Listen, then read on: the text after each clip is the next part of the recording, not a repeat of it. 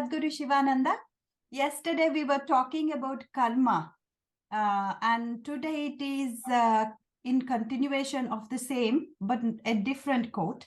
I will share the topic. 1 second. Bad karma is washed away by reaping the sorrow, but people should shed their tendency of worrying about anything. A yogi, on the other hand, would like to wash his karma quickly, and for this, he would embrace the suffering without any complaint. So, papakshayam. The sorrows are papakshayam. It is getting rid of the bad karma. So there you go, Nana. Yesterday it was about karma. We were talking about karma. You were elaborating on the same topic.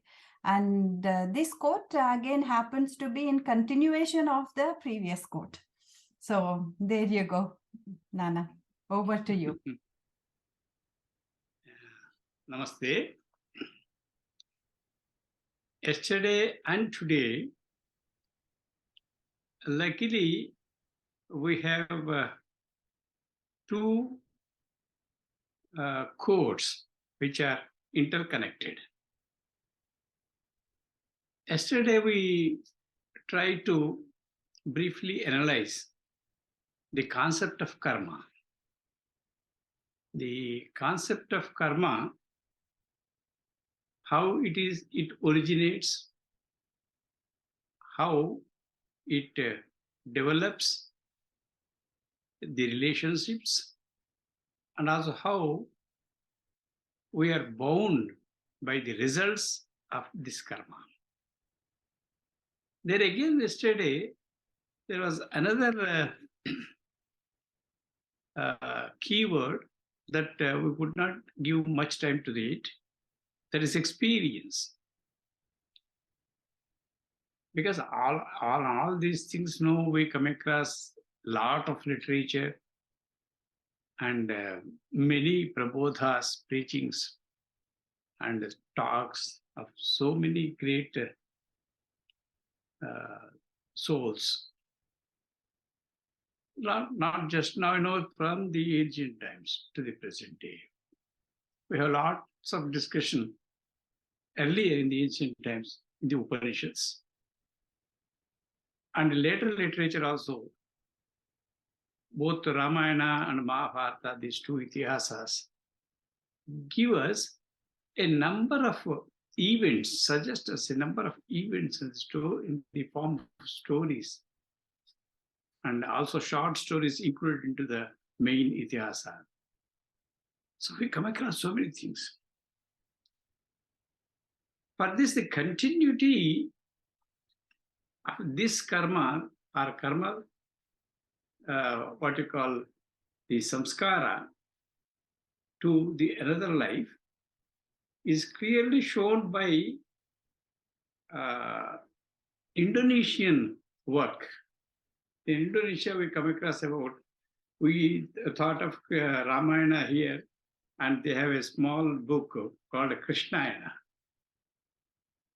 And Guruji took us, some of us, some 20 to 25 people to Indonesia, Bali. We had a study tour there. And Guruji has also written a book on his experiences and about the concepts that we come across there, and about their culture and how that culture was totally connected to our ancient Bharat culture. So that was Suvarna Bhuvi, a small book. If somebody is interested, he can get it from the Sanas Sivananda Supata Foundation. It's a wonderful book. So that karma continues, because the Krishnayana shows how the Ramayana characters, they had again born in Mahabharata times. Arjuna and Krishna, other Vali and Sugriva, all these things, they are found again in the Mahabharata times. That's what they say, the Krishna says. And most of them, they have not, they did not even die. Some of them, they continue to live from Ramayana times to Krishnayana time. And we have one example in the Bhagavatam and also in the Bharatam, that Vali did not die at that time. He continued to live because they are also yogis. They are not only scholars, great yogis. So he continued till Krishna's times, and he had a fight with Krishna and then married Jambavati. So this story is also known to us. So Indonesia gives this example of the soul coming on and off and also continuing till, because he had Jambavanta. Jambavanta had some thing that, not Wali, Jambavanta, I'm sorry. So he wanted to fight Krishna, fight Rama, because he thought that he is greater in strength than Ravana, and Ravana could have been killed by Rama, but he could not touch me because I am so strong, he thought. So this continued because that desire of a soul, that continues, and that desire, because of that desire, he was waiting for Rama to come to him. So Rama now in the form of Krishna came there, because the same Rama had come as Krishna. So these are the stories. We have several stories in Ramayana and Ityasa, and this Krishnayana gives us the links, because this Krishnayana is very popular in Indonesia and also Bali. So what I mean to say that, this karma, because of its relations, because it develops so many things, and then the soul is put in the cell of karma, and he cannot go out of it. So that's where the second idea, that keyword that we used there was the experience. What is experience?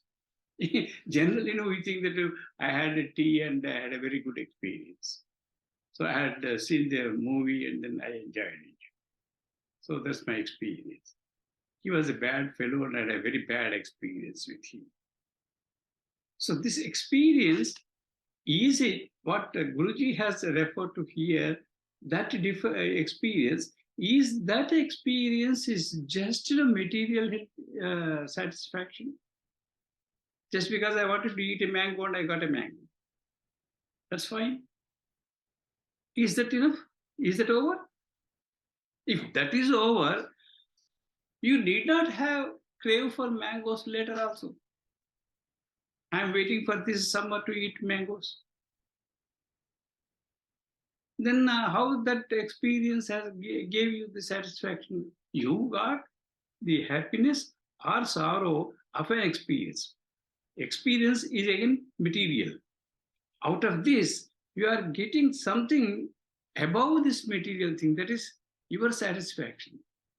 To go to that satisfaction or the contentment, you will have this feeling of happiness. These are the feelings. They are only related to mind.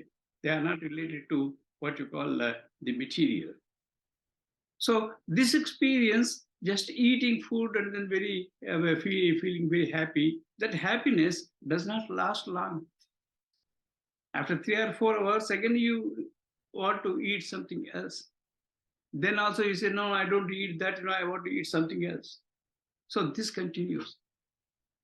So that experience is a very, what you call the temporary satisfaction of that desire or of that need. So these are all mental level. At the physical level, you have the happiness. At the physical level, you have eaten it, that was good. You enjoyed that mango.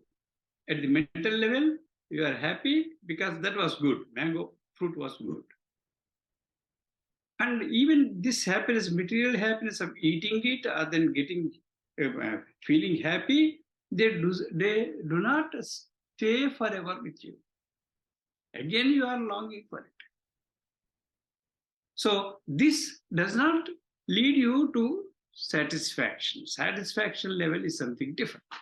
But we use them as synonyms generally. We experience, we are very happy, and then we are very satisfied. He says that he is satisfied when he is not able to eat something more. If you give him 3 mangoes and eat, perhaps he refuses to eat. So these are the levels. So we have at the first level material use, that you have used it. And second level, you have felt happiness. And at the third level, you have not reached satisfaction. So this satisfaction was also temporary. So you have to reach the fourth one, that is contentment. Contentment is that you do not ask for it again. That is the contentment. I am contented. So I'm not going to ask or crave for what I have had just now.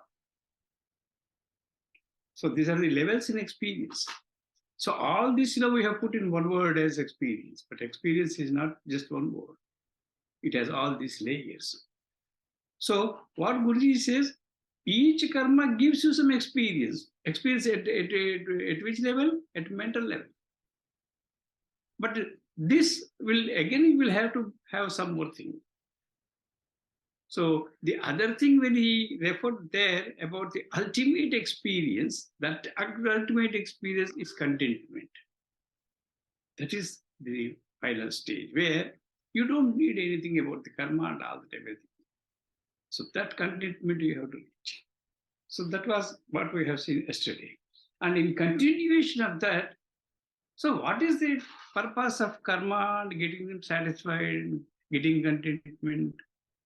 So where should it lead?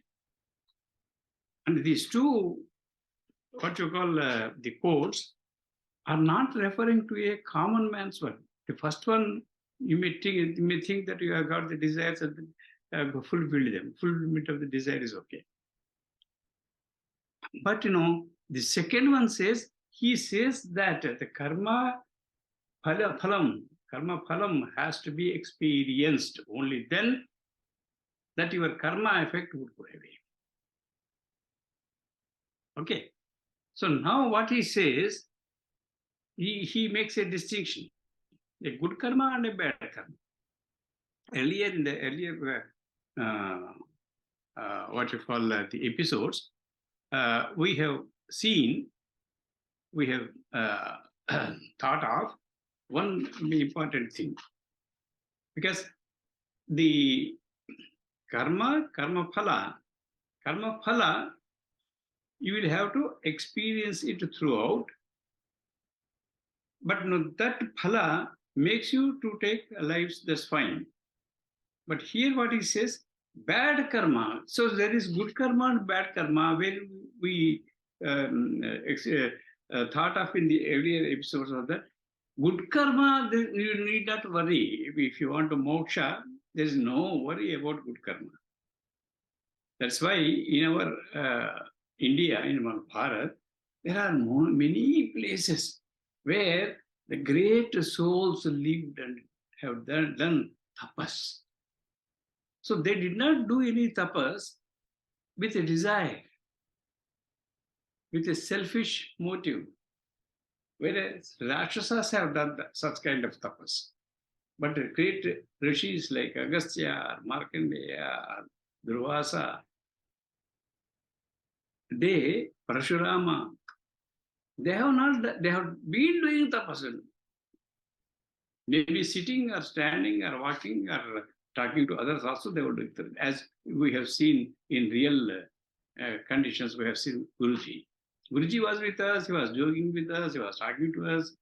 Everything was there. But still, his consciousness was connected to the Supreme Consciousness. Some great soul also came and we are told that he has seen Guruji, and he told Guruji that he is not the common man. So he lives in both the worlds at the same time, simultaneously. Otherwise, what generally even great souls do, they will be involved in the day-to-day thing, but sometime for 1 hour or half an hour, they sit in tapas and they will be in the super consciousness. But Guruji was simultaneously in the consciousness, supreme consciousness. That was what Krishna was also that. And in that case also, we have taken an example about Bhishma's cremation, and Krishna was asked to do that. So he was like ordinary man and having wives and then having biological connections to them and then all the children, everything. But Krishna was always in the supreme consciousness and also in this world. So Guruji was also like that. So Guruji, what we all believe, what we are convinced to accept, that Krishna, Guruji is not other than Krishna. Krishna came us in this form. So he had also his book, another book is also about Krishna Tattva on Bhagavad Gita, what you call the explanation of Bhagavad Gita in his own terms. He has given this, and that was nothing but you see that Krishna himself was sitting there and dictating this. He was speaking like Krishna. So that was so here. This second episode, second quote would suggest you that this is not for common people. Even if bad karma can be given away to anybody. But these great soul sages who have done so much of tapas without any selfish motive, their tapas they have left here and went. You can also take one example of Raghavendra Swami. Raghavendra Swami, his Vrindavan is there. And in his Vrindavan, he is there. Guruji says he is there for 400 years. So his tapas would last for 400 years. The people can go and ask anything and they will get it, because that tapas is spent for that. So that's why the bad karma, in our normal terms, I'm not speaking about exceptional terms, it's only normal common man's experiences. Bad karma has only to be experienced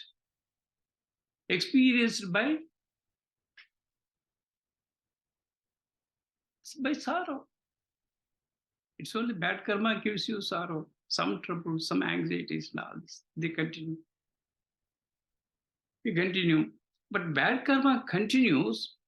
Bad karma continues if you suffer, because that's in the intention of the bad karma is to make you suffer. This suffering continues.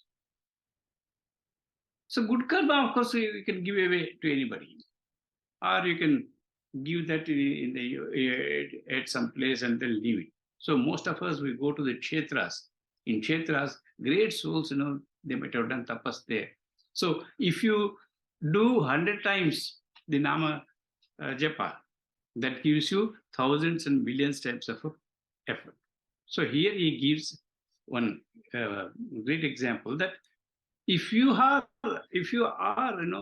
thinking of removing this bad karma, that is for yogis. Yogis can do that. So he had said that at the end, you are going to a yogi, because this is about the sadhaks. These two particular quotes are related to sadhak, but common man also can get help out of that. But those who wanted only one thing, that their desire is only moksha.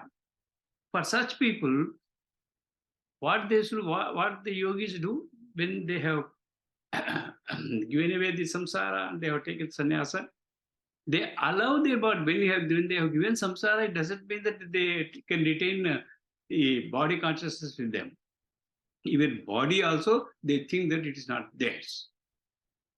So they opt for the earlier karma, bad karma, to pass on him, so that he is not going to commit anything new, but he is only spending on his body. He is repaying on his body the bad karma that he has performed in the previous births.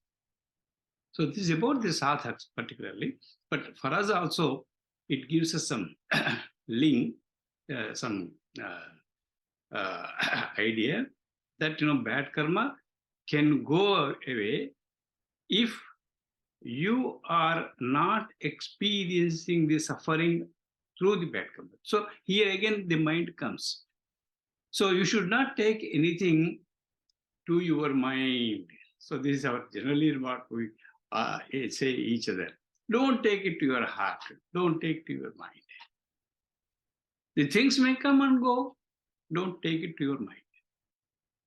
Because we don't know heart and mind. We know only mind. So don't take it to your heart. Because whichever has gone seriously into your mind, that touches the heart. So here he says that, the bad karma has to be experienced, let it go.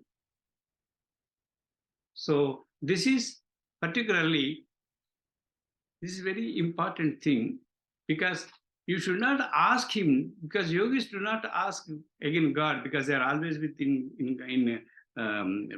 praying God. But they should not ask, I am suffering from the diabetes and I have this and that. So they are not going to ask anything about their body, about their food, about their sleep, about the respect that they have to get it. So yogis live like that. So similarly, a sadhak has to leave everything, leave the world, if not technically, but in his mind, he should leave the world. Whatever happens to him, let it happen. So that is the way of the one who chooses only that factor, the moksha. So these two are very important for those who are interested in doing something, because some of our participants are also sadhana. So what is the sadhana? Sadhana is nothing but don't mind about your body. Let anything happen. Let anything go. Don't complain. Don't pray for your body, for your children, brother. So this is a common thing. So sadhak has to become like that. Otherwise, what all of us should do is prepare ourselves so that one day we may reach that stage of a yogi who can ask for only for moksha and stay on that. So thank you. Thank you very much. Very nicely explained, Nana. I have a doubt here about karma. Now, Guru Garu has said yogi embraces bad karma or suffering. Body suffering. Yes. So the other way, what we have seen in our Sanatana Dharma is that apart from waiting for that bad karma come to you, you are actually doing it voluntarily by fasting, by doing pradakshina, by walking to pilgrimages, lots of ways. Does that really work though? That's When also voluntarily. Yeah, very true. Because there are so many ways, because there's so many things to go for karma chaya. Yes. So generally we are speaking about the sadhak. About the sadhak, yes. For common people, we have so many ways. Yes. And also there are so many exceptions. Exceptions are also there. What But they are do you exceptions. mean? They are not the general rules. Right. Yeah. Because No, there if are you so many clauses in our Sanatan Dharma. I have also said that souls, those who have left their what you call tapas, tapo phala there. If you go and pray for 5 times, it gives you the million times. And so your karma chayam would be faster there. So kshetra darshana, kshetra puja and kshetra tapas and all this. Because in Sri Sailam also we are told that several people, they live around the Sri Sailam, and then they will be doing tapas in the caves. There are so many people. Yes. So if they can remove their karma. So removal of the karma doesn't necessarily always have to be through suffering. It can also be done through punya.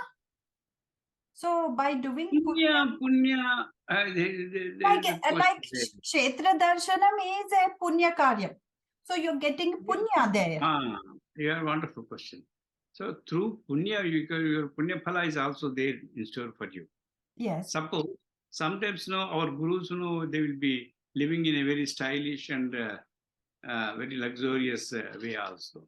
So that is the Punya, earlier Punya that they are spending here. Punya or Papa, whatever, by experiencing it goes. By only experience it goes. That's what in the in the earlier episode that we have seen. It's only the experience. So even then, he thinks that he is not enjoying this punya as he thinks that he is not suffering with the Papa. So that is the yogi's view. Yogi, you may ask him to you put him in a very simhasana and then sit him, make him sit there and do pajapada, all these things. But he doesn't think that we are doing this to him, H-I-M, him. Yes. Not capital him. Because we have also doing Pada Pujas and this and that Sarmanas and everything for our Guruji. But he is not conscious that he is only a Shivananda there. So he is in the Shiva's consciousness all the time. That's what I said. He was in the Shiva's consciousness all the time, even when he was speaking to us. Even when he is joking with us. So all the time. Because some of the yogis, they can be with the Shiva consciousness for some time, for half an hour, 1 hour, and they sit in the night and then do some tapas, as our Pitadipatis do, they also do. But to what extent you cannot say that they are in the Shiva consciousness all the time. So that is the difference there from our Guru and others. Maybe not all, but some. Yeah. So yeah, good to know that, Nana. Nice clarification on karma. Hopefully there will be more quotes coming up on this karma. And the karma. And we can have some discussion. Yes, then we can have more discussion. More so my question was basically, if we are doing punya, you can reduce your papa karma with punya. It's almost like a bank. I'm asking you if this is a bank. Yeah, if I am having debt and money is coming in, huge amount of money has come in. This debt can be gotten rid of. The money I got. So this is punyam. I'm getting huge amount of punyam. Yeah, our principle is by experiencing. Karma phala has to be experienced. That's where the catch is then. Okay. So it does. And the second thing, for your punya, how much punya is added to your account? If you are doing some papa, how much effect it's going to be in your life? So this nobody can say.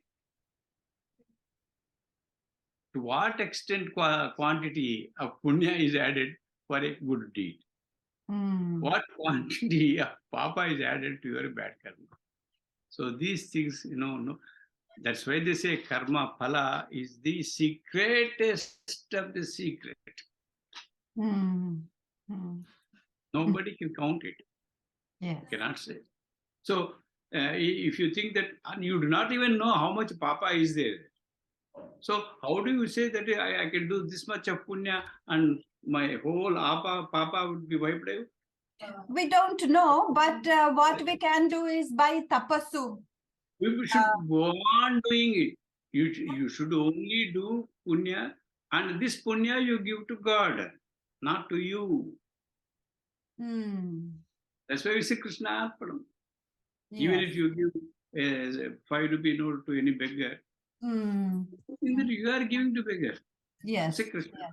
We have given to Krishna. Yes. Yes. That's why even our common parlance also we say that everything Ishvara Arpanam. Krishna. Yes. So even punya would not do consciously. Punya also has to be given. When you have given this punya to him, papa will be taken care of by Guru. Yes. You do not worry about papa. If it comes to your body, you just experience. That's all. Very nice, Nana. So experience is the key. So it's not like a bank. So you can't put in more punyam into it and then get rid But of the we have bank. to do. It has We are to not. be experience. Guruji Mm. said, Yes. Guruji said, I have, because we say that we have these six bad bhavas, Yes. We have krodhamu, mohamu, Lobhamu. madamu, Yes. matsarimu, Yes. lovatvamu. So Yes. these are very bad influences on us. Yes. We get angry. So when he said these bhavas can be positively used, that's what he said. How How? is the Yeah. question? Yeah. So with regard to punya, punya, he said, I have lobhatvam for punya. I have moham on punya. Do that's all. Continue to be doing punya. That's all. Because I'm not satisfied. I'm not happy. I'm not content with doing punya. Oh, I have done much. That's okay. It's not something like that. He said he has lobhatvam. Lobhatvam. In the other things, he says in the selfish things, it's a bad thing. But he says in good things, it's very good. If you want to help somebody, there's not be alone. You have to compete with other also. If he is Meera is a great devotee, I should surpass Meera also. So that kind of krodham, dharma krodham. If adharma is there, and adharma you should show the krodham. So these bhavas can be positively used. But generally these bhavas we are using from the selfish motive. Yes. Yes. So he is not asking anything for himself. So if he is asking, I am asking daily my puja consists of so many prayers to Ishvara. That's what I said. Thousands of prayers I have to Ishvara. For whom? For you, for me, for somebody else. He is not asking Ishvara anything for himself. Yes. So doing punya is that. Yes. Yes. This application part of all the vices that we have in us is incredible. Great way. This is also a sadhana. This is sadhana, not also sadhana. Yeah. This is sadhana. This is sadhana. One going good thing, and if anything bad karma is there, just experience it without any complaint. That's the important thing. Without any complaint. Why did you do that? Because I have been doing so many things, and then why did you give this to me? We always say, what did we do? We are not consciously, we have not done anything to anybody. Yes. Why should I leave this bad karma? This bad karma, as far as you know, for this life. In this life, you have not done anything. That much, of course, we can say. We can both say. But we are not reaping only this janma's karma. We will be reaping so many janma's karma. Yes, yes. Okay, Nana. Thank you so much. I think we are running out of time, so I will have to call it a day. And we will come back again next week with more quotes and discussions on these topics. Okay. So, namaste and have a lovely day. Namaste.